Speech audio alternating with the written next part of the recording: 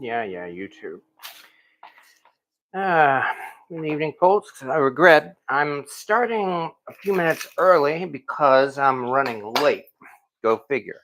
But I am unfortunately behind on my chopping. I am only just starting the chopping right now. So while that shouldn't take too long, I'm hoping I can get at least some of it done before this starts, even if it's only a couple of minutes. So I do apologize for that. Nonetheless, you get to see how terrible my knife skills are. So there's a bonus for you. As far as I'm concerned, as long as I don't chop off one of my digits, it's successful.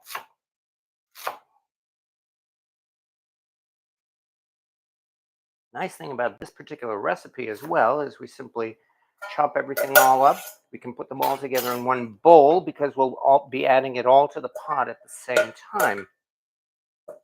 The recipe I chose for this veggie chili is definitely an everyday type of recipe in that it uses canned beans, which is good because I didn't have time today to actually slow cook beans.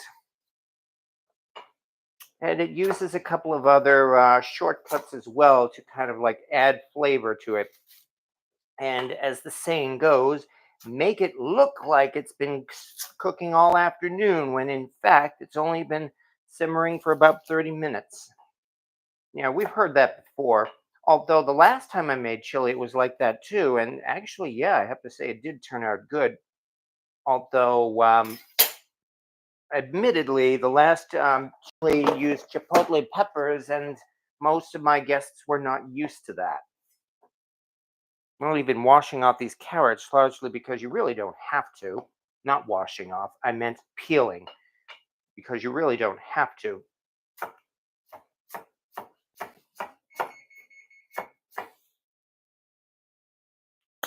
Anyway, um, also, as always, I do hope my sound is working. I checked the sound before it started. So as far as I know, we are doing okay.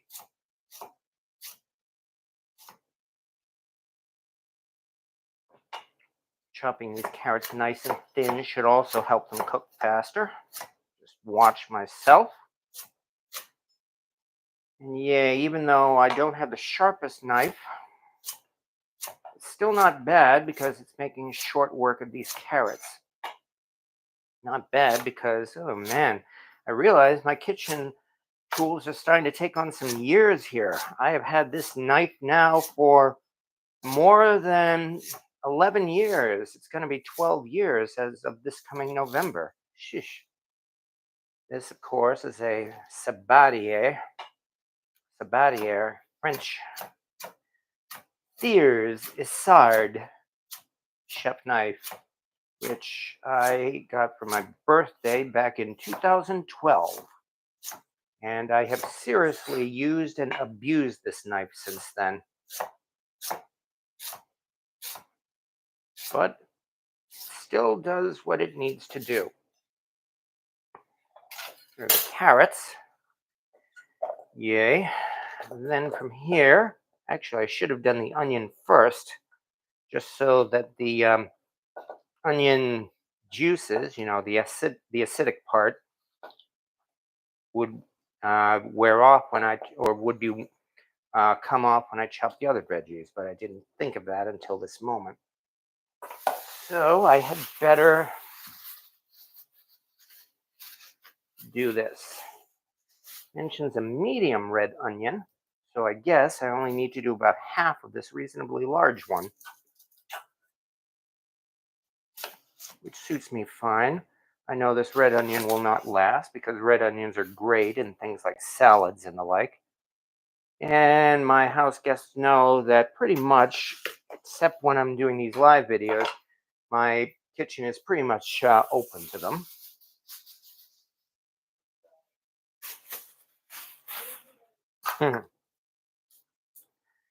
All right. So it means I have to. There we go. At least this first layer seems to be peeling off okay. Hello as well. I haven't done my typical or official intro yet, largely because I am, as I said, running behind. Just try to get this chopping done. Fortunately, it looks like I'm almost done already because all I have to do is this and a bell pepper, and then we will be ready to rock and roll. Yay. So this isn't as bad as I had feared. And this is how I do an onion. I don't do I forget what the term they have for cutting an onion along each of its layers or slices or what have you. I just do what is convenient. It's pretty much how I learned how to cook over the past 13 years. Ooh, man, I can't believe it. It's been 13 years, but it's been a lot of fun all along the way.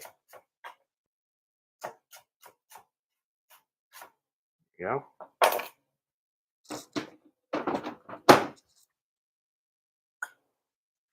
One more quick chop, chop, chop. They say doing this is a sign that you are a bad cook. Well, tough. All right, there we go. Anyway, that's plenty of onions too, which is good because, well, everybody likes onions. My guests, myself, red onions are yummy.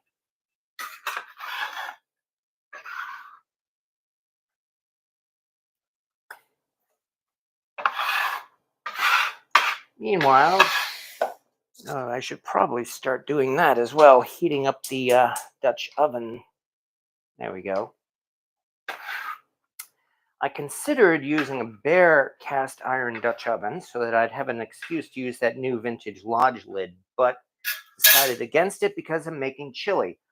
And this chili definitely has beans, black beans and especially pinto beans. And anyone who's cooked pinto beans knows that pinto beans tend to just wipe off the seasoning on a cast iron pan probably as good as vinegar does.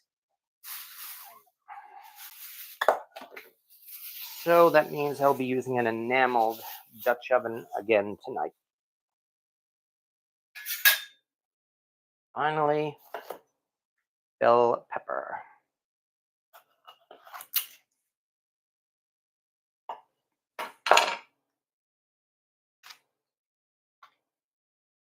There you go.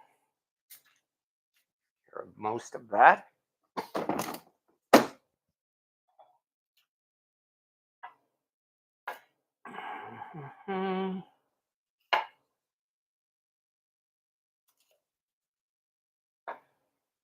Again, yay for a sharp knife. Be able to do things like that. There you go. All this goes. Label 2. Come on. There we go. I'm chopping it up anyway. Okay. Now we just chop. And then we will be more or less ready to go. So thank you to everybody for your patience. And my apologies yet again for running late tonight. Nonetheless, this recipe is supposed to be like a 1-hour chili.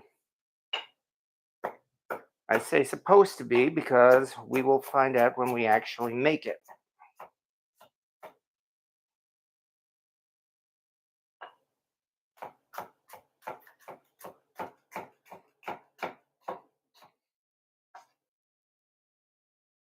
And a little bit more of that.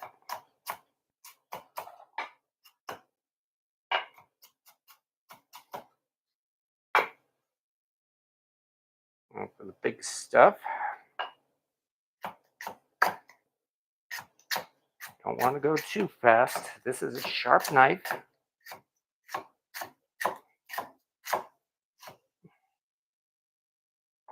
And what's more, this French knife definitely has, I shouldn't say an attitude because it has worked wonderfully, but definitely has a personality of his own. Not as much of a show off as, like, say, the K-bar knife.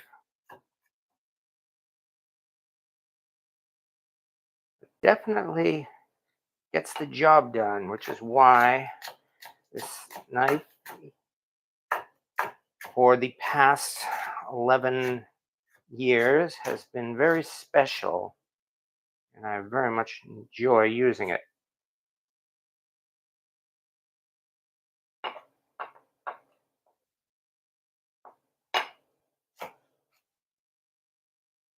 Come on, careful.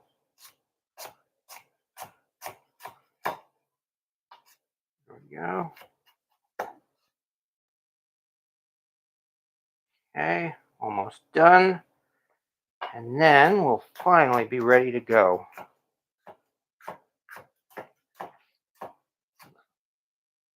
That's also why I turned on the live video. It definitely gave me an incentive to get this done, both quickly and carefully. Careful is very important when handling knives. I mean, I would hope that's obvious.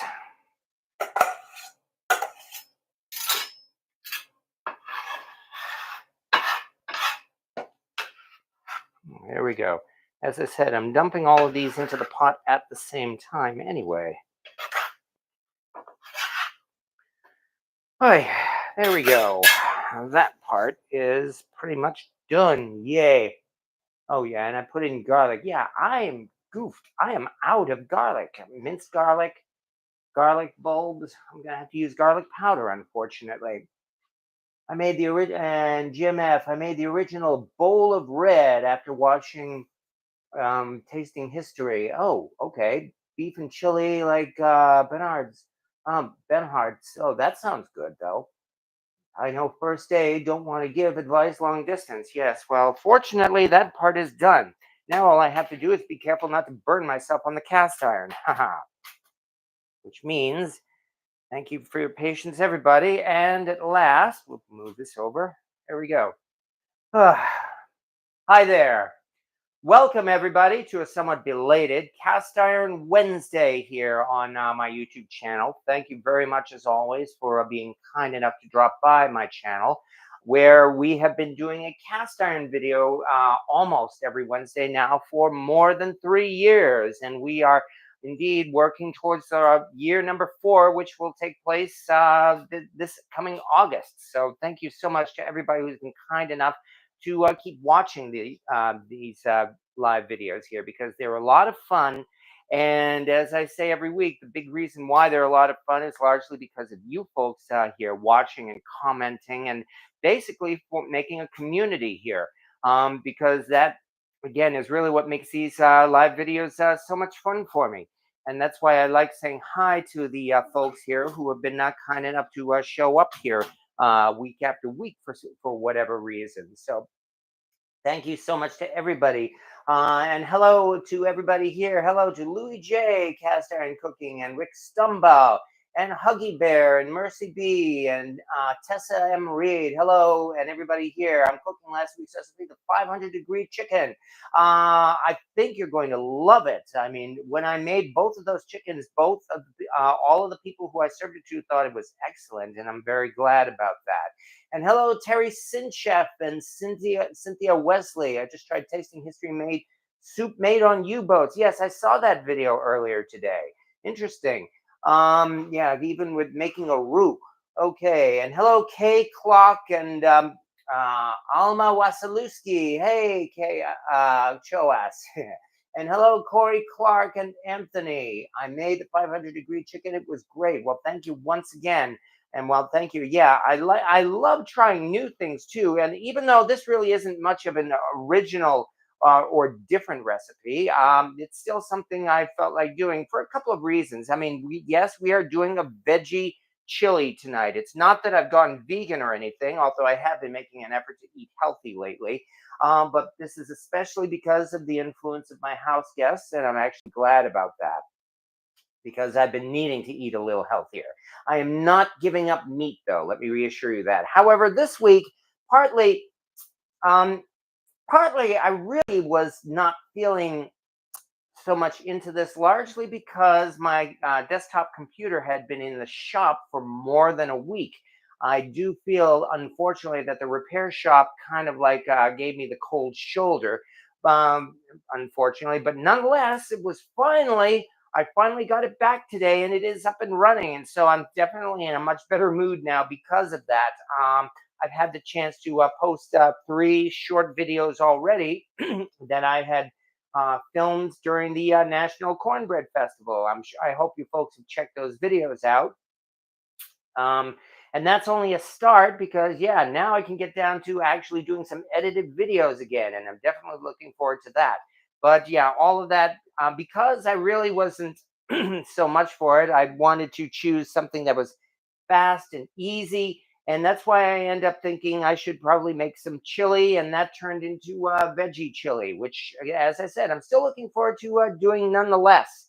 Because, well, hey, it's still a great chance to play with cast iron, especially since not only are we making veggie chili tonight, but we're going to be accompanying it, of course, with cornbread, which means we're going to make yet another attempt to make the Lodge cast iron cornbread mix. So far, within the past week, I've made cornbread using this stuff, and it's stuck. And then the next day, Louis J made cornbread using this, and it's stuck, although his did not stick anywhere nearly as bad as mine did. So, because of that, I have pulled it out yet again, and I am going to deviate from the recipe this time and use some tried and true methods for making this. And I just realized I actually kind of goofed again because I realized I forgot to start melting some butter for this. So, I think I will start that, and then we'll really get down to doing some chili here. Which is good because let me see, I can move a couple of things aside here, and that means I get to go and pull out another piece of cast iron. So let me see. Based on all that, I think it would be enough to pull out. Let's be as quick as we can, shall we? Okay, I've got this one here. I've used this one before, but I don't mind using it again. Here we go. How about a vintage Wagner ware number 4 skillet, which of course is a little larger than a number 3 skillet, and it's definitely more than enough to melt a stick of butter. My understanding is we're supposed, according to the Lodge thing here, we're supposed to have there's a quarter cup of canola oil plus 1 teaspoon. But instead of canola oil, I'm going to be mixing butter into this cornbread mix because, well, I think it gives it a better taste. And let me see, a quarter cup means technically I only need to do like half a stick of butter, right? Okay. Let me quickly throw in. Heck with it. I'll do a full stick of butter just so that we can be so that we can certainly use melted butter with this. There shouldn't be any problem at all with that. So let us put this. And let me see. Instead of looking at that, let's look at this. Let's turn this on to the lowest possible heat. There we go. Because even on the lowest possible heat, this cast iron pan will still melt this butter nice and fast. All right, so we are off to there. Anyway, butter is always best, Anthony. Yeah, exactly. Pasta with thin spaghetti, that all sounds good. That number 4 is too cute. What's it going to be when it grows up? Well, considering this pan is probably close to 100 years old already, I'd say it's pretty grown up. And you can imagine it's probably cooked a lot of things in its lifetime. Isn't a size 4 kind of rare?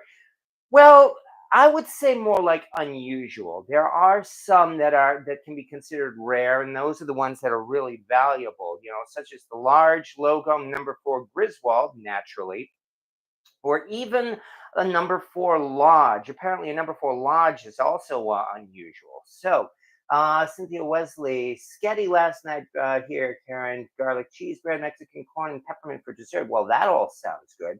Gary Sinchef, I always use butter in my cornbread, but I put one more tablespoon than it calls for. Yes, exactly. That's why I'm deviating from the recipe here. The Lodge recipe says canola oil, but instead we're going to be using butter. All right, and having said that, means now I get to try out this chili recipe. And okay, I'm looking forward to using it, but I have to say, unfortunately, the website that I chose here has been a real annoyance. First of all, what is it with these food websites here that have like 2,000 pop-up ads every time you go in there?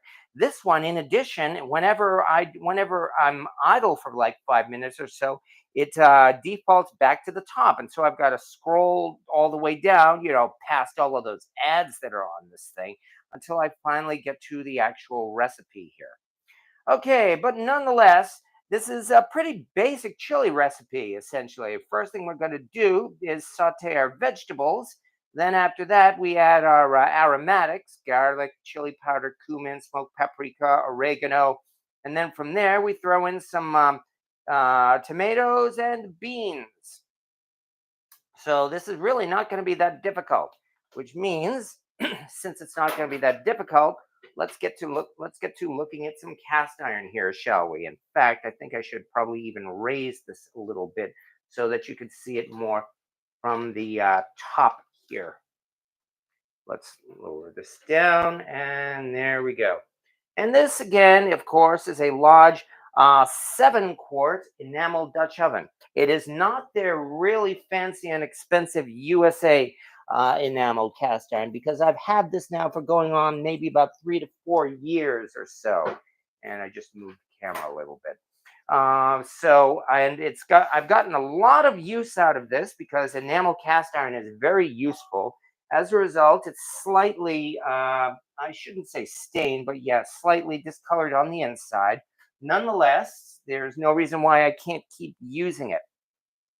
So maybe one of these days I will actually indulge and get the USA enamel cast iron, but as they say in the Lord of the Rings, it will not be this day. No, indeed. So, however, let's get started. Throw in a few tablespoons of olive oil, or as Gordon Ramsay calls it, olive oil. All right, get that heated up, and boy, I didn't even dig out my spatula. I'm definitely running behind tonight. And since, of course, this is enamel cast iron, it has to be a wooden spatula. No metal on enamel. So get out my trusty wooden spatula. Well, trusty that is, until it breaks like the last one did. In fact, I think this one might even be beginning to crack already. Nonetheless, all right. Oh, this isn't even centered. Now it is. Okay. All right. Warm the olive oil until shimmering, and then you add chopped onion, bell pepper, carrot, celery, and a quarter teaspoon of salt. Quarter teaspoon, that's not a lot of salt. I really wonder if just a quarter teaspoon really actually has any effect on this. Nonetheless, as you say, let's get started. Well, this is definitely hot, that's for sure. But yeah, I mean, look at all these veggies. I mean, look at this. This is a fair amount of veggies in here already. We've got your usual mirepoix, of course. We've got celery, carrots, and onions. And to all this, we're supposed to add only a quarter teaspoon of salt. I'm actually questioning that. I might even just add maybe a teaspoon of salt, because that's still really not a lot of salt. Mix it around, mix it with the oil, of course. Now that we've done that, let's get out our salt, shall we? In fact, as you can see, I'm not even measuring it. That should be enough. As long as it's not too salty, then of course, nobody minds a little back taste of salt. All right, if you have garlic powder, bloom it with water and use it like fresh garlic. Well, now that you've said that, I do have garlic powder because unfortunately I found out I am out of fresh garlic and minced garlic too. My bad. All right, so nonetheless, there we go. There's off to a decent start already. And this thing here says, stir to combine and cook, stirring occasionally until the vegetables are tender and the onion is translucent, about 7 to 10 minutes. Well, since this is cast iron, it might actually be such a short time, which would be nice. Nonetheless, let's do this. Maybe I'll even put the lid on to try to hasten the cooking a little bit. Which may not be a bad idea, although, of course, I don't want to burn it either. All right. Let's throw this on. Yeah, that's the other thing about these. Notice, by the way, this is something completely obvious, and yet I didn't learn it until I got one with this double Dutch oven until at least a good couple of years afterwards. Namely, that you don't want to put the lid down with the handles on top of each other because that can be difficult to lift. It's all you have to do. Simply put the lid this way, crossways. So that makes it much easier to lid. Hot that pan more, Louis. Yeah, but it looked good to me. Are you kidding? Are you adding canned tomatoes? There's a lot of salt in those cans. Also canned beans. Well, yes, actually, the recipe does call to use canned tomatoes plus the juices. On the other hand, it does also include canned beans that have been drained and rinsed, and I have already done that. Meanwhile, let me see. These are some, as you say, some diced tomatoes, vine ripened tomatoes, tomato juice, less than 2%. So there is a little bit. Salt, calcium chloride, and citric acid, the usual preservatives. Nonetheless, I didn't add a lot of salt in the first place. So, um, well, with all the history, oh, yeah, you're talking about tasting history. Yeah, I love that channel because I love the history lessons. The history lessons are as important, if not more so, than the actual cooking, although the cooking can be very interesting as well. The nice thing is that Max Miller in Tasting History, he's an amateur cook too, although I think he has since graduated to chef, but nonetheless, he's definitely yeah, his cooking journey has been as interesting as all the history he's taught there on that channel. Them gloves don't look too bad. Yeah, I guess you could say these gloves definitely look worn. I won't deny that. They've really gone through their paces since I got these things at, where did I get them? Christmas tree shop, I think. They're the kind of gloves that are supposed to be heat resistant, and I'm I would have to say when dealing with really really hot cast iron, well, it's mostly heat resistant.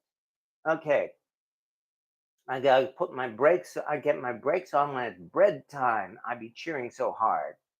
If you're cooking bread, you definitely need to keep an eye on it. That's for sure.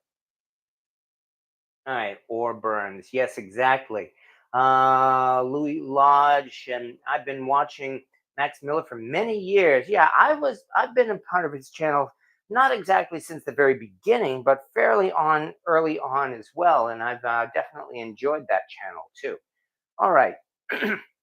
Anyway, while we're doing this, I think, yeah, that's right. I think we will wait until we are ready to simmer this before I move on to the cornbread. Although it's definitely time to turn off the heat on that butter because it did not take long, that's for sure, to melt all this butter here. So it is no longer on the heat. There we go. And so at least we have our melted butter. All right, I got a gluten-free cornbread mix from King Arthur Flour. As long as I preheat the iron and brush it in Crisco, it never sticks. Yes, I can usually get my cornbread not to stick either, which is why I was kind of upset when that Lodge mix actually did stick. And that's one reason why I'm going to be deviating slightly from their recipe tonight.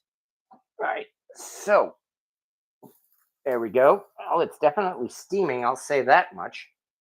All right. This over here. Do a little bit more stirring. And lo and behold, I do believe the onions may already be starting to get translucent. So that sure didn't take long. Gee, it's almost as if cast iron is really good at cooking vegetables. Yeah, think it even looks like that they've shrunk a little bit. So we are off to a pretty decent start here. And what's more, it does not look like any of it has stuck or burned to the bottom. So far, so good. All right. From here, um, let me see. Let's keep on going. And that means I've got to scroll back down on this website again. Yeah, it's a nuisance. Okay, now that we've done that, anyway, now it's time to start adding our aromatics. So, let me see, 4 cloves of garlic, which unfortunately I don't have.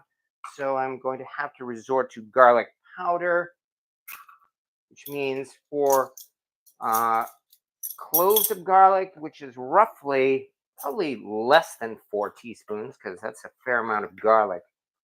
So, all right, come on. Oh, good grief. Come on already. All right. 1, 2, 3, and I might as well go for 4. There we go. It takes care of the garlic at least. Then from here, all right, 2 tablespoons of chili powder. Yeah, chili powder always seems to be added in bulk, but then again, this is a chili recipe, so that's perfectly understandable. All right, 2 tablespoons. So here we go. 1 and 2.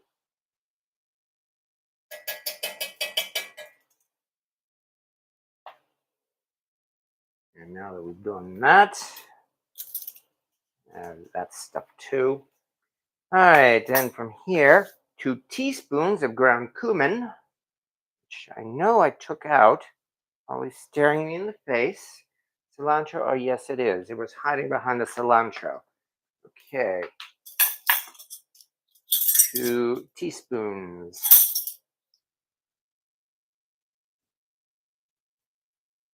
And the rest of that garlic residue. All right, 2 teaspoons of cumin. This is one of those cases where we learn once again that cooking is not rocket science. Baking is rocket science, but general cooking, like doing stews, is not rocket science. And 1.5 teaspoons of one of my favorite seasonings, smoked paprika. Here's 1. And in fact, I think I might even make it 2 because I love smoked paprika so much. Definitely adds flavor to it too. All right. And then from there, let me see. Oh yeah, and a teaspoon of dried oregano. The fact that this recipe uses dried oregano definitely proves that it is really meant as a typical, no, a not typical, but it's really meant as a recipe for the typical everyday cook. Because as you know, the fancier recipes, they always shun things like dried herbs, which I have in abundance, so I'm more than happy to do that. All right, and from here, stirred, okay, cook until fragrant while stirring constantly. All right, here's where we get to mix these up with the veggies. I better keep this glove on. About 1 minute, it says. Really, we just need to be sure the these aromatics are mixed in, or seasonings, if you prefer to call it that. Because from here, also, I notice it kind of like absorbs the liquid, the residual liquid here. So we're definitely going to have to add some liquid. But fortunately, we have that. Let me see, get this extra part off of here. All right.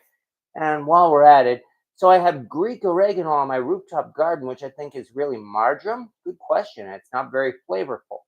I just add it to food for the vitamins. Well, in that case, maybe, um, well, try using regular oregano, I guess, because regular oregano is definitely more aromatic. If you're asking for a suggestion, I guess. Okay, now from here, we are supposed to add diced tomatoes plus their juices, plus the water. So, where did I just put that? Oh, here it is. Can opener.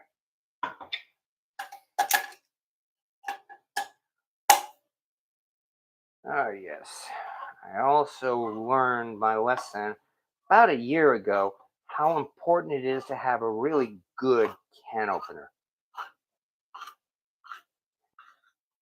There it is. Okay. It says add this and their juices. Well, considering that, again, all of the residual juices from the veggies seem to have been absorbed, I can understand why it says to use this, which yet another proof that this is really definitely meant from real everyday cooking. It's where this recipe comes from. All right.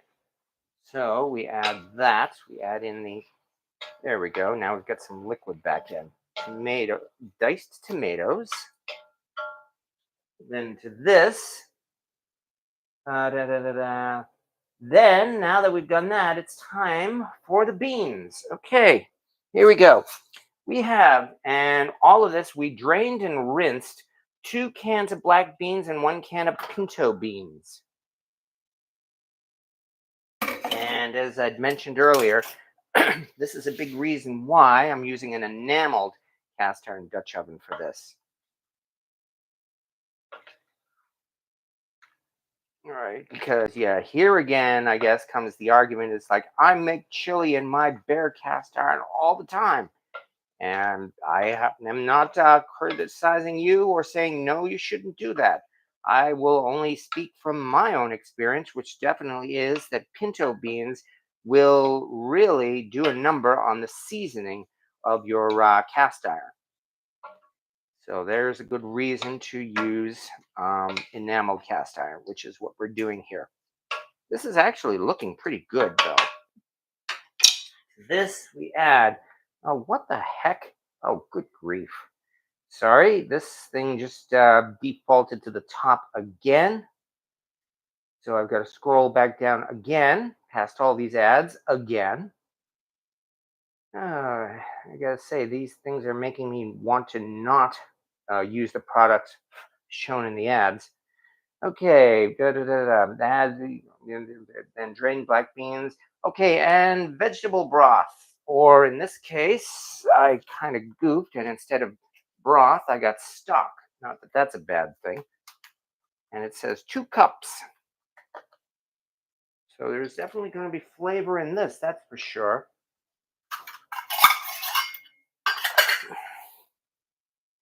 Cups coming up. There's 1 and 2.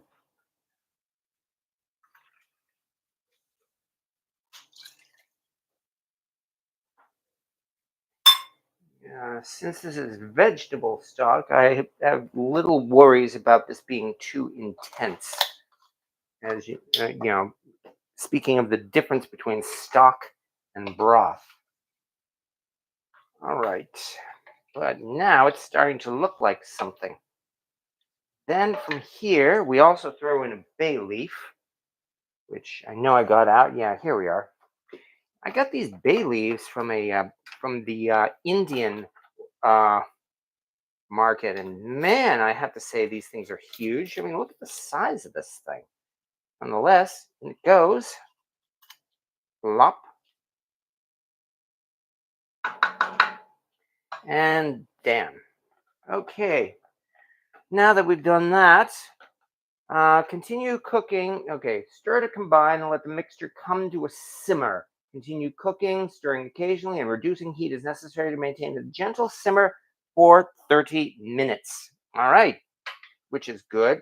That means since we need to first bring it to a simmer, I think that means I can put the cover back on for at least a few minutes. And then from here, let me check out a few of your comments. All right. Oh, yeah. Shake and bake for children. Oh, chicken. Same thing. All right. I always add a teaspoon of Frank's hot sauce. Yeah, that's not a bad plan either. Now that you're saying that. Joke from an old commercial. 9-2. Spouse is too busy to cook, and elderly parents who live with us. Oh yeah. Started cooking. Started cleaning. My Greek oregano has been overwintering for 4 years now and is very strong tasting. Well, that's good. You smoke your peppers, then pulverize them into powder, and that's paprika. Yes, smoked paprika, exactly. All right. I'm well fed. Greek oregano. So I have. Oh yeah, I've already gotten to this point here. Take a screenshot. I will do that after after the chili is done, I think, because I will definitely need a thumbnail photo for this video too. After all, this is a veggie chili, but the thumbnail definitely is not a veggie chili. So I will have to take care of that. I love bay leaves and steamed white rice. Is the taste of the Indian bay leaves better? I'm not sure if I can really detect that much of a difference, to be absolutely honest. I suppose I should try looking for it more closely. Tomorrow will be another BSNR Red Mountain number 8 Dutch oven. Tomorrow will be another. What are you saying that you're acquiring another one? Boy, you're definitely making a good score there, Cynthia. That's for sure. All right. But now that we've done all that, let me clean off some of this workspace here. All right, I just have to keep an eye on this because when this thing starts simmering, I will have to lower the heat. However, now that we've done that, we can move on. And I realized I made another mistake. See, I did not get out the fixings for the cornbread, which means, of course, well, no, that's not true. I did melt some butter, but I need eggs. So let us quickly, there we go. Let us quickly get out 3 eggs. All right, do we have enough of these? Looks like we do not. Okay. Then it's time to break into the next container of eggs. And that means we're going to have 2 white eggs and 1 brown egg. There we go, 3 eggs. Because now we get to go to part 2. I have already preheated to 400 degrees, both the oven and, of course, a cast iron pot, or pan, I should say. Which means I also need to break out my corn oil. Here it is. Because my personal experience with making corn oil, I've had the best luck, cornbread. I've had the best luck using corn oil. I've tried making it with lard before or bacon grease, and that always ends up burning the bottom. Whereas the corn oil usually doesn't burn it and instead gives it the nice brownish golden color that you really like with cornbread. So, last thing I need, of course, is a trivet. So let's dig one out. There we go. All right. However, before the trivet, I think I better start actually preparing the cornbread mix, don't you think? So place your cast iron skillet. It says 425. Okay, I goofed again. I had heated this to 400. I had better bump this right now to 425. I'm not too worried about that. All right, 425. And here's where we whisk together 3 large eggs, cup of whole milk, and 1/4 cup, no, not canola oil. I'm going to use butter instead. So let's dig out a bowl, shall we? And that also means I need a whisk. And oh yeah, my regular whisk kind of fell apart the other day. I need to get another whisk, so I'll have to use this thing instead. All right, and that is, here we go again. 3 large eggs. So, come on. 1, yay, brown eggs. 2,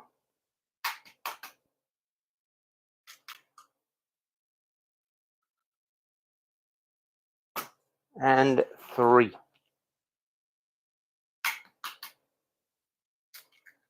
And believe it or not, I managed to crack all 3 eggs with no shell in the bowl. So that's a good sign. That's off to a good start. All right. And then from here, it mentions again 1 cup of whole milk. So I got to dig out the milk. All right. We have right now 1 cup. Yes, so indeed, Louis. Once again, this is try number 2 for the large cornbread mix.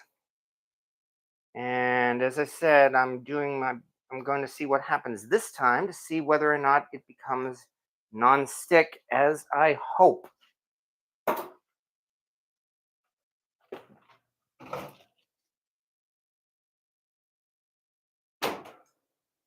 All right, let's do this. 1 cup of whole milk. And it says here again, 1/4 cup of canola oil. But once again, rather than the canola oil, we are using melted butter. This is good. This thing is already cooled off enough that I can hold it with my hand, so I'm doing pretty good. Here we go.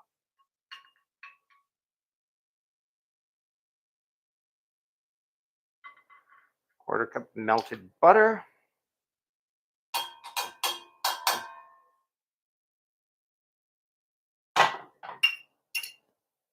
And whisk it all together.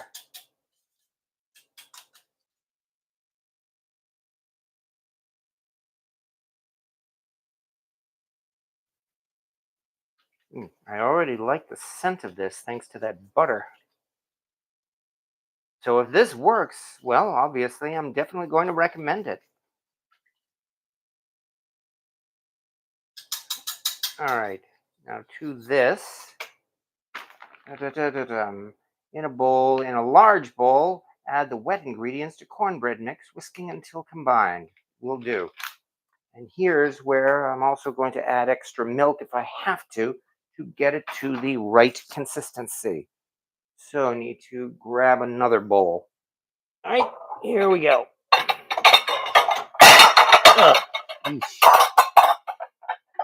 means I get to break out the Pyrex again. Just don't break the Pyrex.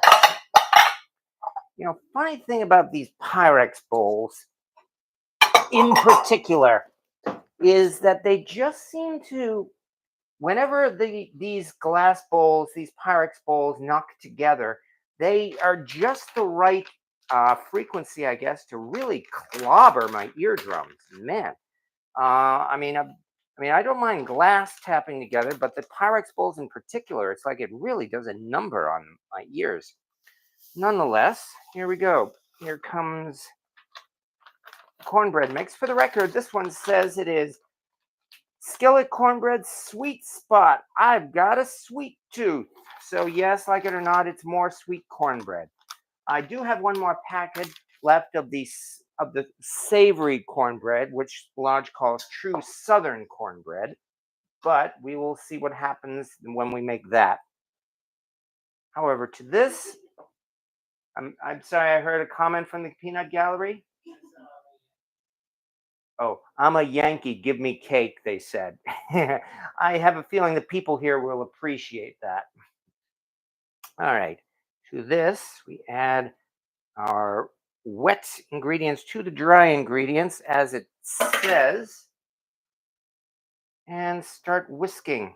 And if I have to add more milk, then I will add more milk. Just got to be careful because this is the part where I always end up spilling it all over the place. And actually, even at this point, I had better hold off for a minute because that's the other thing I need to do. Get my oil hot. That's the other thing that the recipe does not mention, but anybody who makes cornbread knows that's what to do. So now here we go. That means I get to pull out a hot cast iron pan. And no, it's not a large cast iron pan either. Rather, you've seen this little guy before, and that is lucky number 7, the gate marked cast iron skillet that I use especially for making cornbread. Because I want to I want to be sure that this thing is non-stick, and here's hoping that using good old Lucky here will do that. So in goes my corn oil. Also, I've used more corn oil than it says. It says like about 1 tablespoon.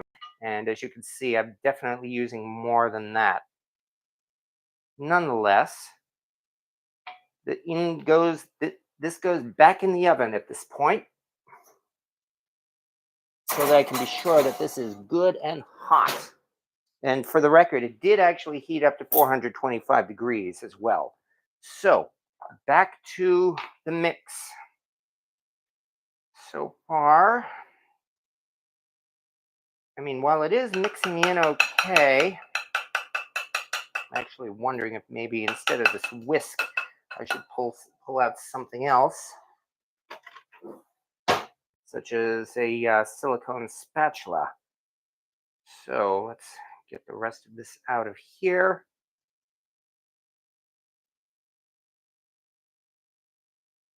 There we go. And start mixing.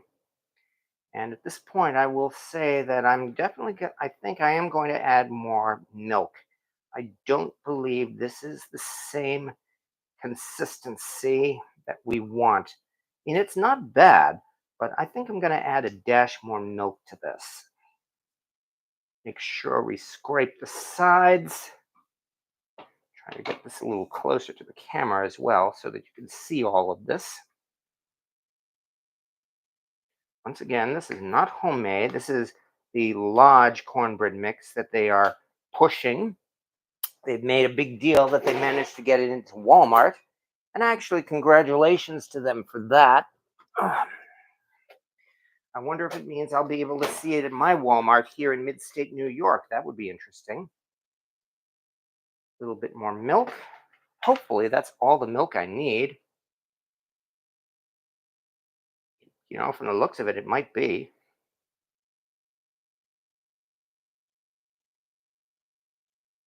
Yeah, this is looking pretty good now. All right, drywall mud. The hydrometer, I can't read that, is showing too low. Add heavy cream. Yeah, that might be an idea, but I've already added milk. On the other hand, this looks more like the consistency we want here. I mean, as you can see, it's kind of like running instead of dripping off of the spatula. So I think we're good, which means time to get this bad boy into the oven. So that means we do the other thing that we always do. And that is put on a glove for one.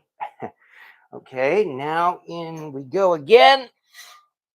And here's the other thing we always do. Pour the extra oil into the batter.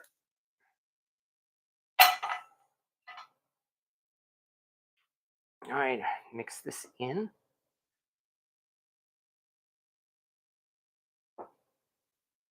So far, so good.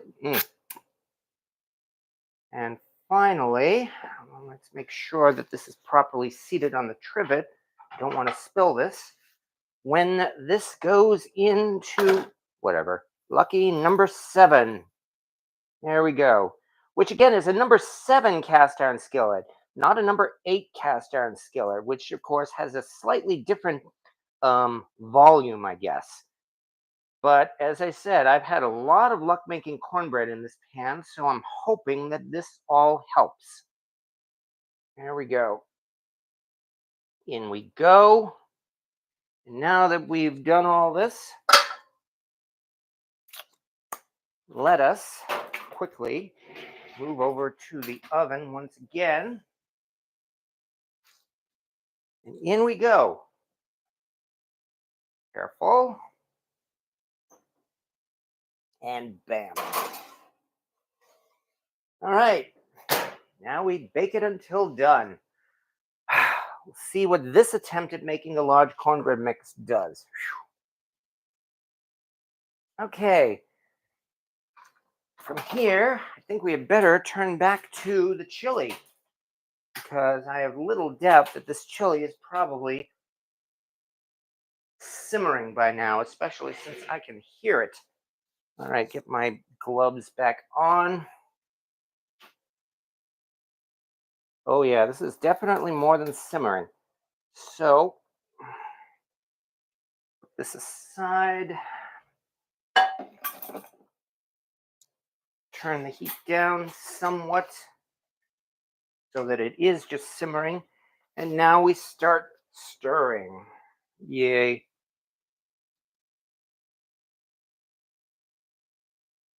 Anyway, here is our chili. It's gonna be kind of an orange chili, I can see, because of all these carrots here. Nonetheless, I like the smell of it already. And anyway, there are a couple of little tricks we'll be doing as well to get this chili to the right consistency and the right flavor. One of which is burying this bay leaf. All right. Now, Terry Sinchev, I just picked up a number 7 BSNR skillet at an estate sale on Sunday. Nice. Oh, there you go. You've definitely got yourself a cornbread pan, that's for sure. So I would suggest you make cornbread with it. Hey, Terry, yeah, Pink, you have your priorities in order. Well done. Okay. I'm downwind of your kitchen. Yeah, well, thank you very much, Ianeri, if I'm pronouncing that right, Giacomo. And Mercy B, I didn't hear it sizzle when you added the cornbread mix. It definitely did sizzle. There was not much of a sizzle, but it definitely did sizzle. So, as far as I know, this should work out the way it's supposed to. At this point, it's really just a matter, as I said, of simmering this cornbread, not this chili rather. I like to make cornbread in my Griswold skillet. Yes, indeed.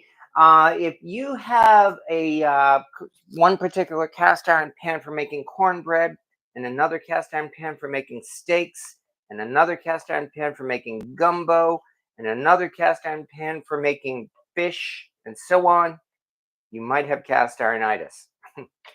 Of course, that's another good excuse to kind of like rotate through my collection here, which has always been the most difficult part of having such a cast iron collection. Granted, compared to some of the folks in that video I posted a little earlier this evening, yeah, I might even say my collection might be kind of modest. It still is it still takes a lot of effort to take care of it all, not to mention finding ways to rotate through all of those cast iron pans, but I do my best. All right. All we need now is more butter and honey for the finale. Well, we do have more melted butter, though. So at this point, I'm glad I will be able to do that, because that means once it comes out of the oven, I will be able to brush melted butter all over it. So this is definitely going to be a nice buttery cornbread. Sweet, as it says, but also buttery. So whether or not it sticks, I have little doubt it's going to taste good. Snap, crackle, pop, huh? Catch a fight scene and come here or Valves. Rockets, stay safe. Oh, we'll see you later, Rocket Caver. That's for sure. I have 4 number 8 pants, but only 1 number 7. Well, there you go. Then that was a good excuse to get a number 7. That's for sure. Mercy B, you need a vacation from here. Well, considering we only do this once a week, I can only hope that your vacation lasts less than that. Hmm. But yeah, I definitely need to branch out a little bit. I've said enough times that I really love trying new things, which means I'm going to really have to find something more original to do next week. Um, so I definitely need to start working on it. In fact, suggestions might not be a bad plan either, because I'm more than open to suggestions. I mean, everybody makes chili in their cast iron. So the fact that I'm making veggie chili, well, I'm glad that may make it a little bit different. Just like everybody makes cornbread, although I have a reason for making that cornbread, namely that I'm using the Lodge cornbread mix to see how it turns out. It tasted okay last week. As I said, I'm just annoyed that it's stuck, but I really am looking forward to going out of the way and trying something nice and different next week. I don't know, maybe I'll go like Mongolian beef or something from India, both of which actually sound like might not be a bad plan here. Um, uh, Ianeri, am I pronouncing that right? Ianeri Giacomo. I have 9 cast iron pieces. Well, then you're off to a good start. I mean, even if you never get any more for the rest of your life, you've got yourself a nice cast iron collection there. And the best I could say is to keep using it. That is really the best way to take care of your cast iron. Even though all of these YouTube videos talk about the 10,000 different ways to season your pan, and they all say the same thing. This is the right way to season your cast iron. Uh-huh. The real right way to season your cast iron is to keep on using it. And that is probably the best advice I can think of. Made stir fry my BSNR number 10 tonight. Nice. Forgot it was cast iron Wednesday. Well, nothing wrong with that. I mean, hey, any excuse for a stir fry is a good excuse. I just realized last week I should have, on one hand, I had promised that I would have a walk Wednesday, the last Wednesday of every month, but instead last week I made chicken. So for the last Wednesday of this month, I will definitely have to break out the wok and try another wok dish, but we are not at the last Wednesday of the month yet. So I have at least 2 more weeks yet to find some interesting recipes, and I'm definitely looking forward to trying that. I know Memorial Day is coming up as well, so who knows? Maybe I should try a memorial recipe. I did say a long time ago I had wanted to try that recipe from George Washington, so maybe I might look that up and give it a try. Corey, he's lucky the law got him. Oh, okay. I missed something there. Oh, that. Okay. We watched our jailer get. Okay. Yeah, I won't say any more about that. Lodge, vintage, and new. Nice. BSR, SMS, Southern Mystery Skillet, and UFO. That's definitely a good collection right there, too, Rocket Caber. Nobody would have thought he could do such a thing. Okay, never mind. All right. I'm sorry to hear that that happened. Something like that actually happened in our town as well regarding a school principal. But as I said, I'm not going to dwell on that. You can certainly talk about it if you'd like, but I'm going to concentrate on the cooking if you don't mind. And so far, I mean, I have to say this is looking like a decent chili. It's still a little bit watery, so I can only hope that actually I better turn the heat back up a little bit again, just so that we can help bring down the liquid level on this. But above all else, we just have to have patience. Is definitely what I'm attempting to do here. Shepherd's pie sounds superb. Yeah, somebody says shepherd's pie. I had some lamb, although it has since been used. Maybe I should actually try that. Make a lamb shepherd's pie, as opposed to the typical ground beef cottage pie. Hmm. I think I just heard a noise of approval from my house guests. Okay, well, maybe we might look into a lamb shepherd's pie next week and see how it goes. Yeah, that might very well be a plan. Also makes great frozen fries. Want to do cooking video with the leftovers. Yeah, nothing wrong with that either. Do an almost stroganoff, a richer version of SOS. Well, and that might actually be a plan now that I'm thinking of it as well. Maybe something like one of Julia Child's recipes, but instead of beef, we could use chicken. Maybe go from there. So on the other hand, stroganoff is kind of heavy, so not sure yet. Like I said, I am trying to eat healthy, or lighter, I should say. Even so, all of these are things to consider, and we have a week yet to do it. So I'm looking forward to seeing what turns out, although I think the shepherd's pie may already have a vote in its favor. Pie, pie, pie of a critter variety. Okay, well, here's another vote from Anthony for pie next week. Definitely, okay, shepherd's pie in the lamb mold. Yeah, I know, always the lamb mold. On the other hand, I do have other things that I could make a shepherd's pie in, like, for instance, the new bread pan, for one. I do actually have cast iron pie pans. And of course, we have plenty of cast iron skillets too. So so there will be no shortage of deciding what to, pan to use to make the shepherd's pie. First world problems. Gee, what cast iron pan will I use tonight? That's definitely a first world problem, that's for sure. But I suppose it's not a bad one to have. Flea market in the park. Ionary chicken a la king. All of that sounds like a good possibility. All right, all of this is stuff to consider. And as I said, we have a week yet to put it together. Oh, but you know what's happening before next week? Mother's Day. Don't forget, Mother's Day is this coming Sunday.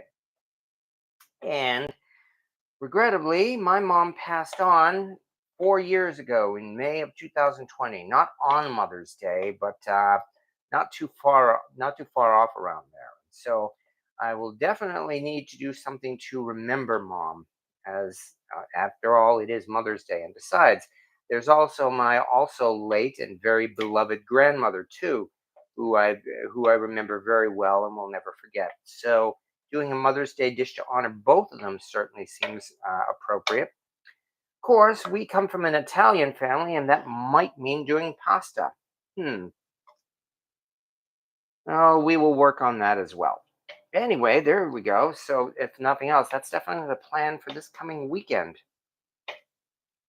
Mother's Day, and then we can prepare for next Wednesday when we might do a shepherd's pie.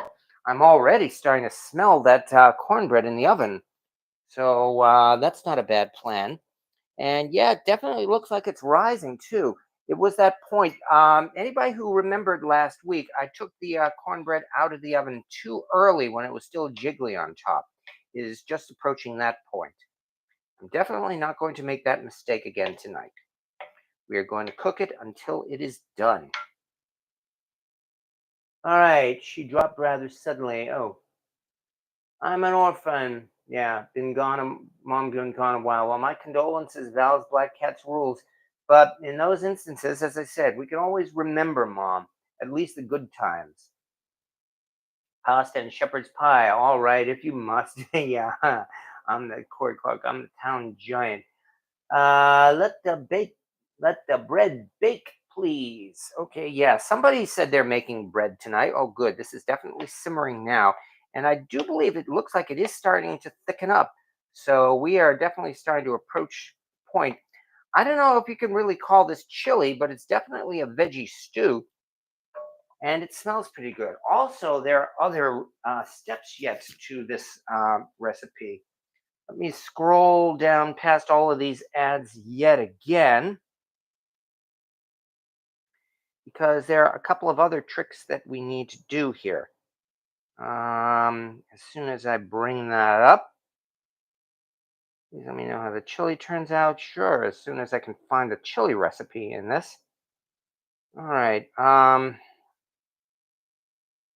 Here we are. Okay. After it simmers for 30 minutes, well, you got to discard the bay leaf, of course.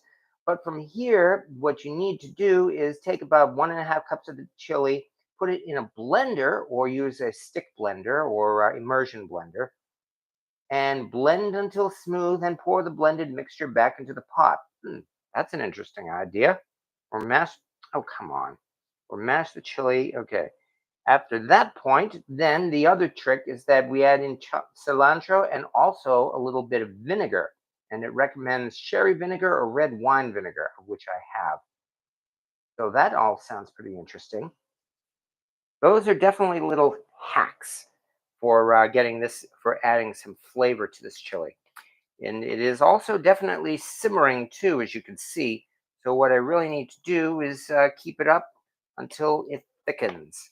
Once it thickens, I will do as it says and break out the immersion blender. It mentions doing some of it, but I don't see why I couldn't just simply stick the immersion blender in this pot and have at it. I mean, granted, we don't want to do a complete um, smoothie, but I figure if we at least partially blend it, this should be all it needs. All right, too many veggies in it. Well, I think I may have used a little bit too much carrots, but on the other hand, I don't think anybody's going to complain about that. After all, we love carrots.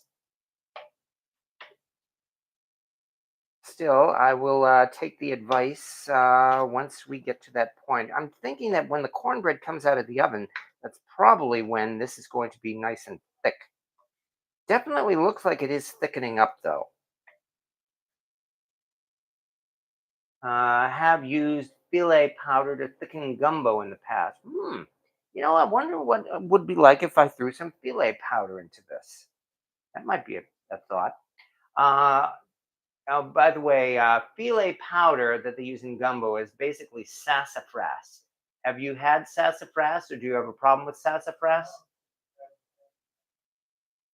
Okay, and they say they don't have a problem with it. Originally, the Jolly Green Giant was just called the Green Giant, and he had an angry countenance. Yeah, that's true.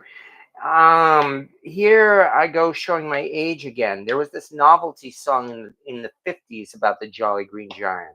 Right about the Jolly Green Giant, potatoes. He's so big and mean.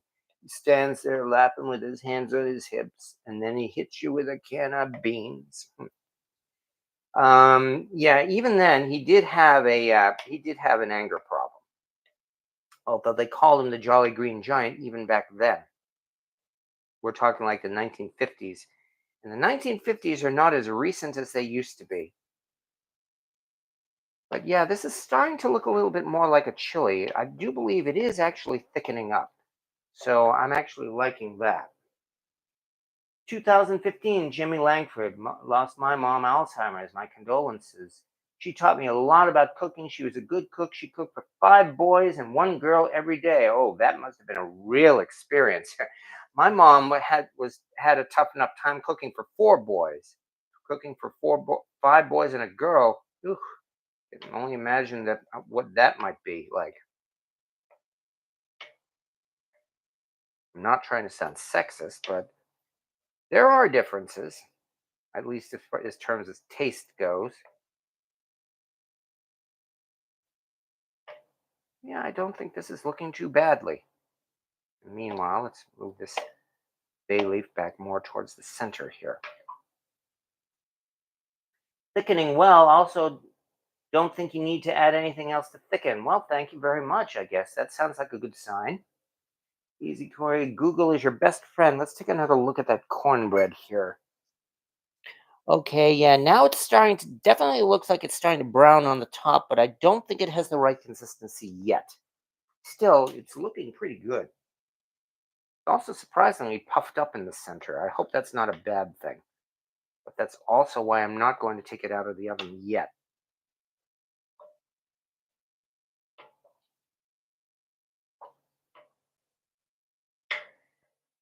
Hi, William. We used to dig up the sassafras roots to chew, the only tree with three different leaves on it. Well, that's interesting.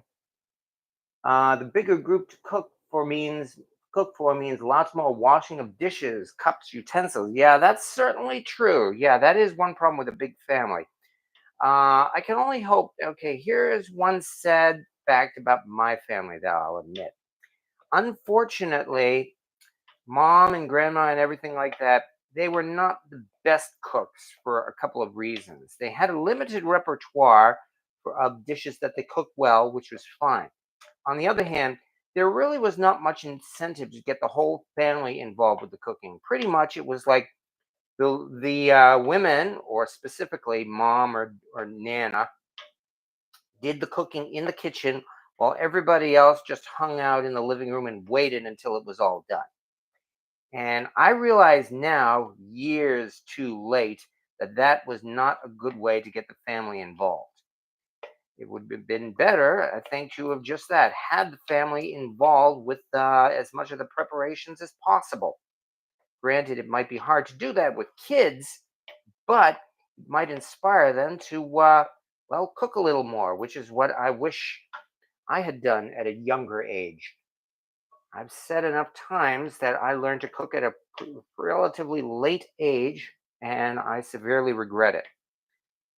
So I'm doing my best to make up for it. Nonetheless, this is looking like a decent chili here.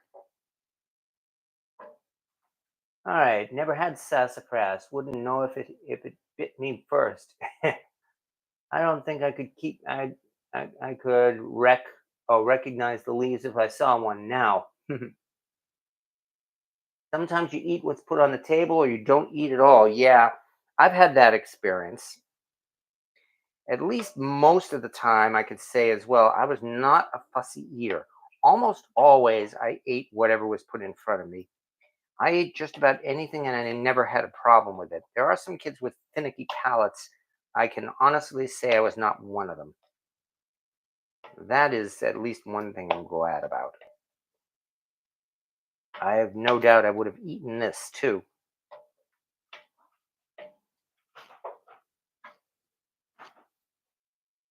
Everyone in my family cooked. Well, Terry, you are definitely one up on many, many people here in the United States. Well, that cornbread is not looking too badly right now. I think we might be able to pull the toothpick on it. So let's move this to one side. Dig out a toothpick. Here's one. And let's see how it looks. Turn this around. Back to the table. Get out the glove. And let's check the cornbread. Hmm, looks nice, but let's see how it works. Um, hmm. I think it's a little hard to tell, but I think this cornbread may very well might be done, maybe not. No, I'm still seeing a little bit. Although maybe I might even need to turn the temperature down because I don't want this to burn. So let's turn it down at least to 400, maybe even 375. Do that again. 375. And put this back in the oven for just another few minutes. All right. Having done that, let me make sure I didn't get that recipe wrong. Let me dig out that large recipe one more time here. In the hot skillet, bake for 15-20 minutes. Once the oven has reached 425, yeah, it definitely says 425. All right. If you'd like, flip the cornbread upright. Some people prefer not to. Okay. Well, hopefully in a few minutes or so, the cornbread will be ready. Meanwhile, chili is not looking too bad at all. It definitely looks like it is, well, it is getting thicker. There's still liquid in it, of course, but we are not doing too badly here. All right. Based on all of this, I think we're at the point where we can at least partially hit it with the immersion blender. So dig that out best as I can, although I should better get rid of this bay leaf first. All right. Bay leaf has done its duty. Let's dig out. Got my, okay, I'm just getting out the extension cord right now. Unplug this other thing. There we go. Come on, you know what? Sorry, I'm trying to get this as quickly as I can without spilling without spilling anything. You know, like the cord for the camera, for instance, here. There we go. Finally, thank you for your patience, folks. Chili ingredient is unsweetened. My magic chili ingredient is unsweetened cocoa powder. Sounds like a plan as well. Nonetheless, this is what the recipe calls for. It says hit it with the immersion blender. So we don't need to liquefy all of it, but let's do some of it.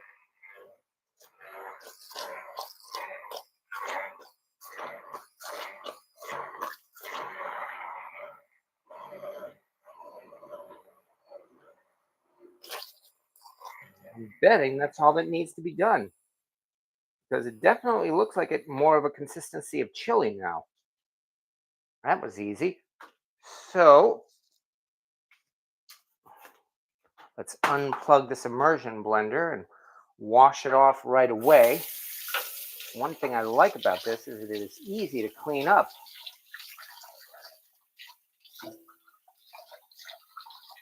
And I definitely got to give kudos to them for that, KitchenAid for that, because look at this. I mean, I just barely rinsed this thing off, and as you can see, it is pretty much sparkling clean. So I'm happy about that. All right, back to the stirring at this point. So far, so good. Yeah, this is definitely looking more like chili now. So that was one trick to make it look like this was a slow cooked chili. The other, one more time, let's undo this recipe here. And come on. Oh, come on already. Oh, yeah, I mentioned already I'm not a fan of this particular website here. All right. By the way, let's also double check that cornbread, shall we? Oh, yeah, the cornbread is definitely looking darker. All right, here we are. Okay, got the bay leaf. Okay, at this point, we'll turn off the heat. Stir it a little bit more. Oh, I'm starting to hear that slurping sound from the chili, which is usually a sign that it should be done. But from here, and here is where we add some cilantro and then mix in vinegar. Okay, specifically, this mentions sherry vinegar, although it also mentions red wine vinegar. And it says here 1 to 2 teaspoons. So that's not too much. Also, it mentions about 2 tablespoons of, well, it says fresh cilantro, and I'm afraid I don't have that, but I do have dried cilantro. No need to go overboard, of course. So, about 2 tablespoons, that's probably enough there.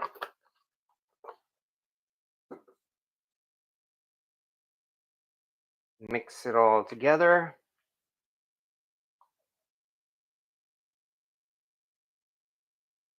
Finally, as it mentions, toss in Little bit of the red wine vinegar.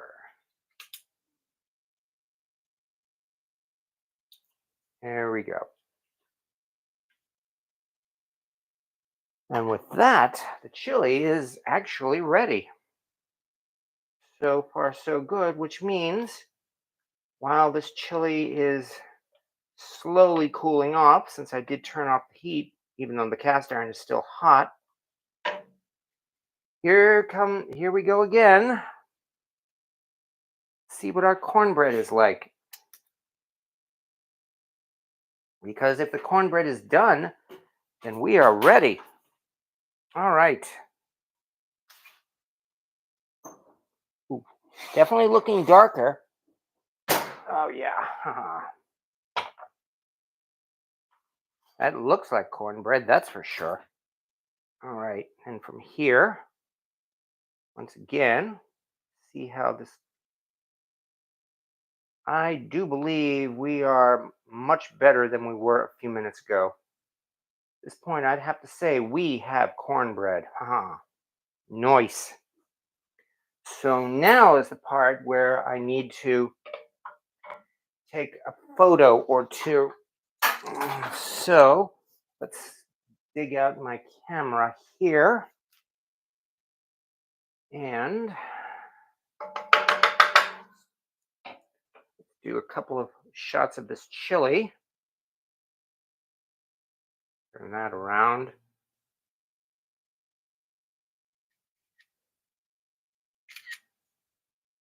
And then finally, focus on our cornbread. Yeah, I know that's a silly way to pronounce it. There we go. Complete with a shot of number 7. All right. Well, then now that we've done that, we've got, as they say, as I say every time, the moment of truth. Hi, Mobley.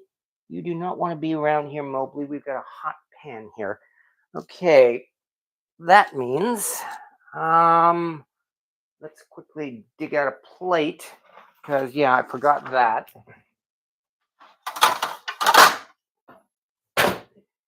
And let's see what happens if yeah, as I said, I used corn oil, I heated it up, and what's more, I used a well seasoned cast iron pan. So now, time once again to see what happens.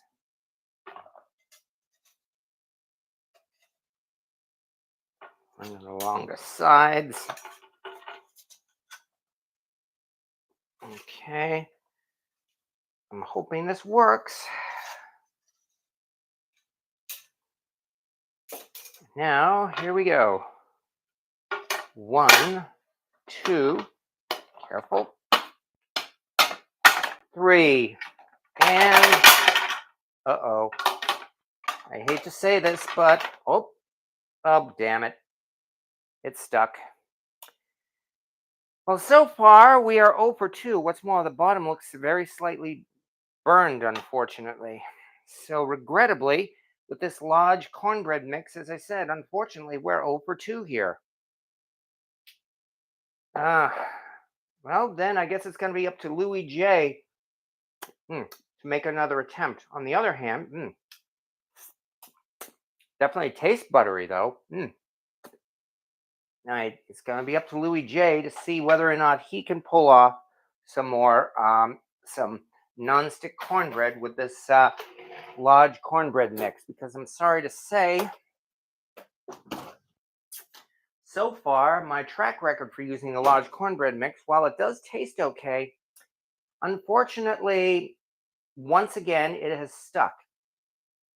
Whereas I have been using my own recipe for years. This part's good, though.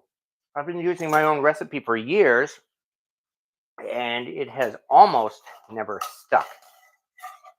Especially when I made it in this pan. Nonetheless, well, despite all this, I'll try one more little piece here. Yeah. I'm not complaining at all about this cornbread despite that. Well, I am complaining a little bit, but they're not going to have any problem eating it. Yeah, I'm talking with my mouth full. All right. Some fancy trimming will fix it. Yeah, too much sugar. Well, I suppose that might be possible. Nonetheless, despite all this, we'll just flip it over. There we go. None the wiser. This is not bad, though.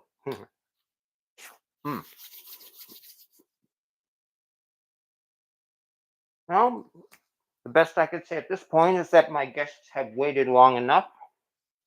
Let's get this out of the way.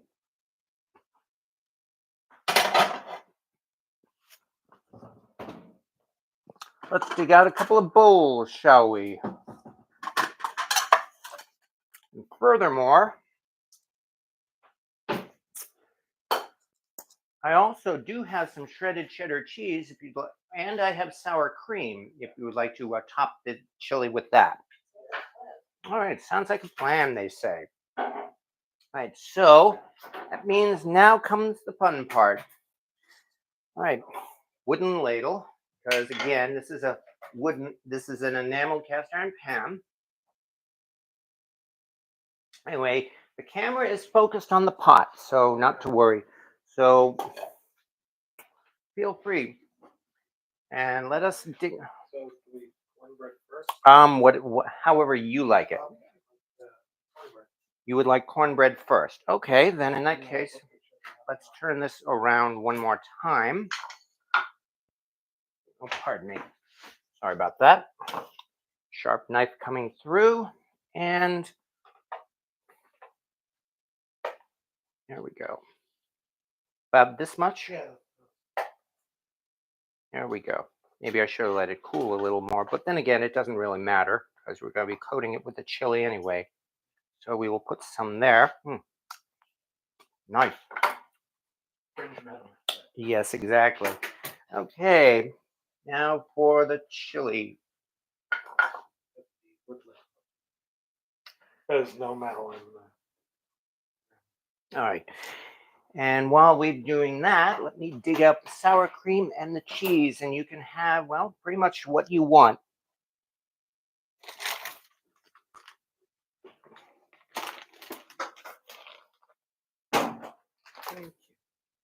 All right. I'm still focusing on this, don't worry. Okay. The guests are a little camera shy. Do you want the cornbread in first or afterwards? I would love to have it in first. Okay, then that's what we will do.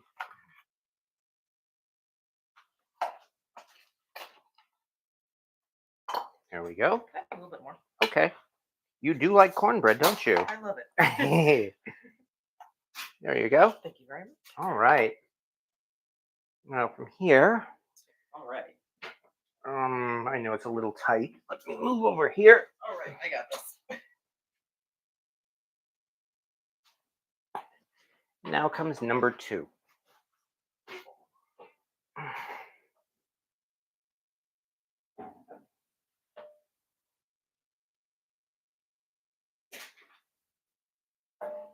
Don't worry. I should show the camera. There we go. There we go. Well, I mean, the folks there are kind enough to, to have watched all this. And over here we have some sour cream and cheese, if you'd like. Sticking the burnt bits at the bottom of the pan Okay. Well, thank you very much. because I love those too. Okay. Well, you are very kind.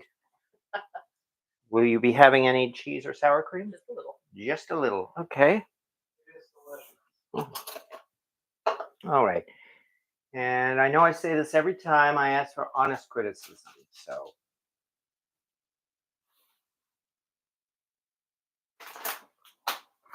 The chili is really good. okay.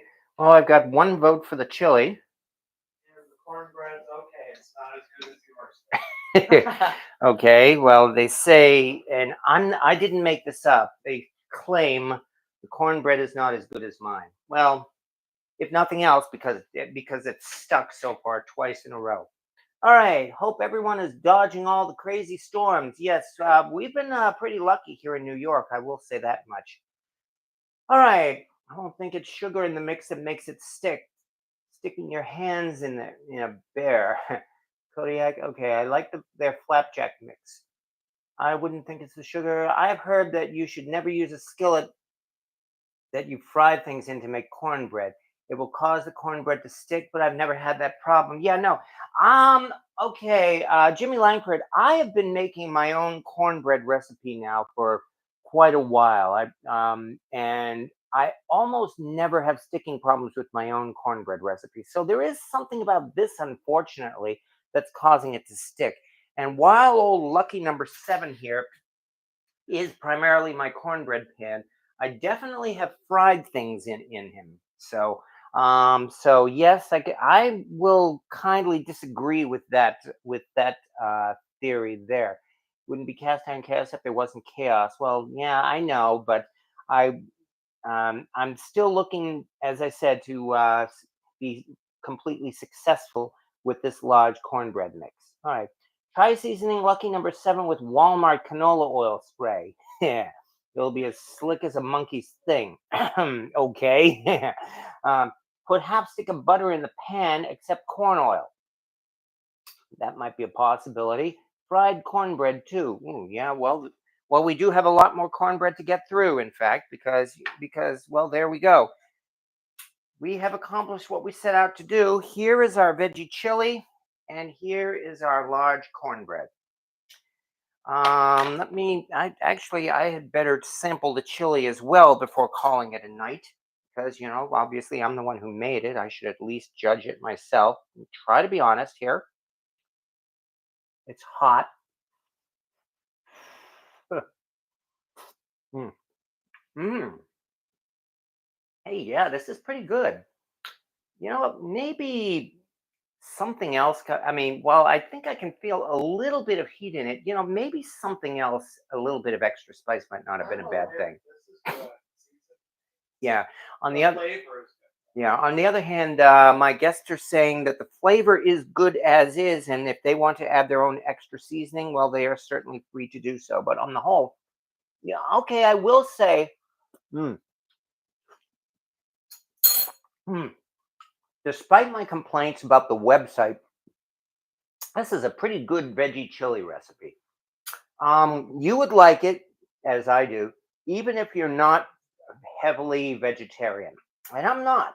Despite the fact that I'm doing my best to eat healthier, I have no problem with veggie recipes that taste good. And this, quite frankly, tastes good. So I'm definitely giving a thumbs up to this recipe. The Lodge cornbread recipe, uh, it's got problems in that, well, as you see, it's still sticking. On the other hand, the taste of the cornbread, mm,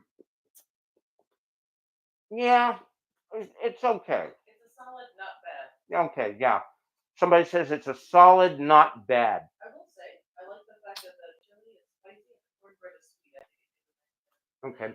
And my guest is also saying that the combination of the spicy chili and the sweet cornbread, despite what Southerners may think, actually makes a good combination. So, I'm only southern adjacent. okay, you're only Southern adjacent. Well, yeah, I mean, granted, you do spend a lot of time in Florida, yes, but One of the stereotypes about Florida that's 100% true. The further north you go, the more south it gets. And I'm from the south part of Florida, where it's north. okay, okay, let me repeat that. Here's a stereotype about Florida. The more northern you get in Florida, the more southern it becomes. And so my guess is from southern Florida, which is more like the north. So that might be one reason why they grew up with sweet cornbread. Even so, that's where we are. All right.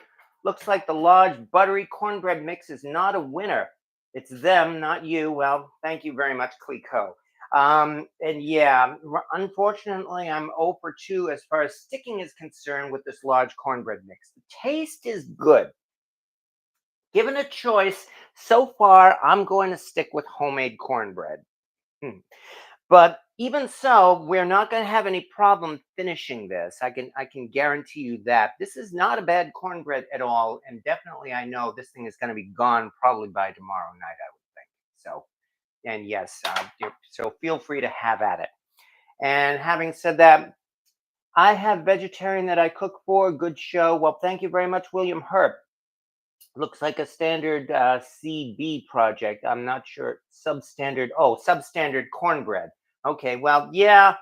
Now I call it an okay cornbread, but I like that veggie chili. Again, I will give a thumbs up to this veggie chili recipe, and I would indeed encourage folks to give it a try, even if you're not the type who goes for veggie chili. If you're for an all meat chili, how dare you have beans in your chili? Give it a try. I mean, because it's a veggie dish, and as far as veggie dishes go, I think this tastes pretty good. So, I mean, especially since as I said, I'm not vegan, so I'm doing my best to be unbiased. I like veggie recipes that taste good, and this tastes good.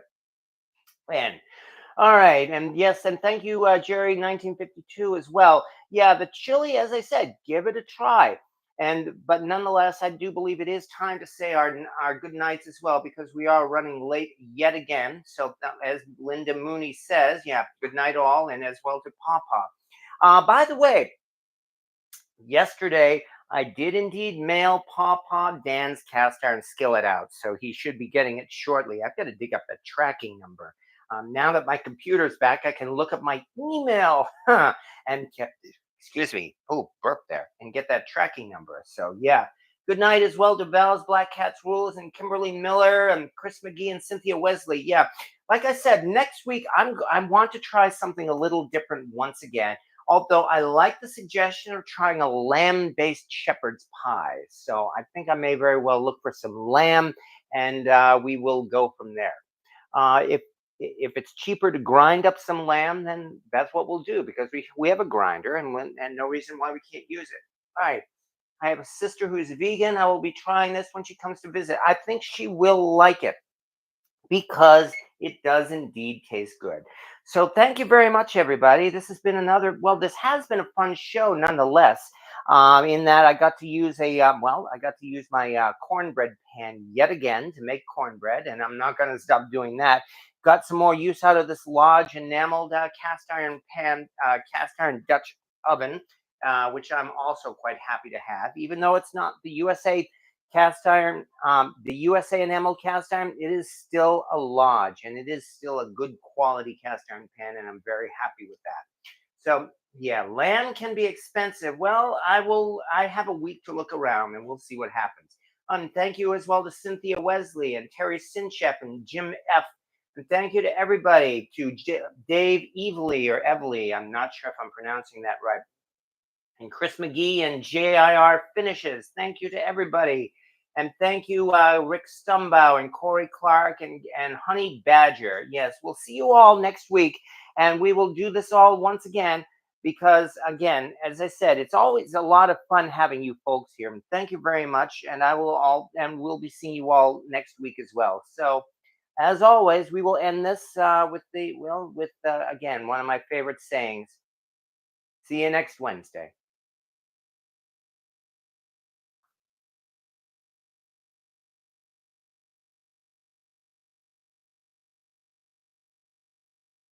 And we're done.